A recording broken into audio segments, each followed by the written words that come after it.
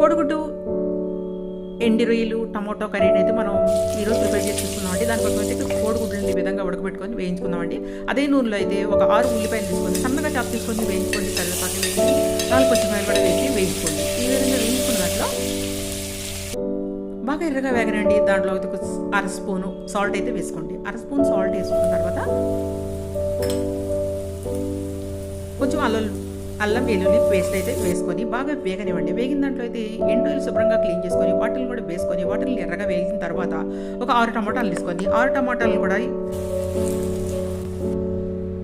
మెత్తగా వేగనివ్వండి. వేగిన దాంట్లో అయితే కారం అయితే 1 టేబుల్ స్పూన్ వేసుకోండి. సాల్ట్ కూడా అడ్జస్ట్ చేసుకోండి. ఈ విధంగా కొత్తిమీర వేసి ఉడకనిచ్చి దాంట్లో ఎగ్స్ కూడా వేసి శుభ్రంగా మంచిగా నీట్గా ఉడకనిచ్చినట్లయితే సూపర్ టేస్ట్గా ఉండే ఎండి రొయ్యలు, టమాటో, ఎగ్ కర్రీ అయితే రెడీ అయిపోయిందండి. ఈ విధంగా మీరు కూడా అయితే ప్రిపేర్ చేసుకోవచ్చు.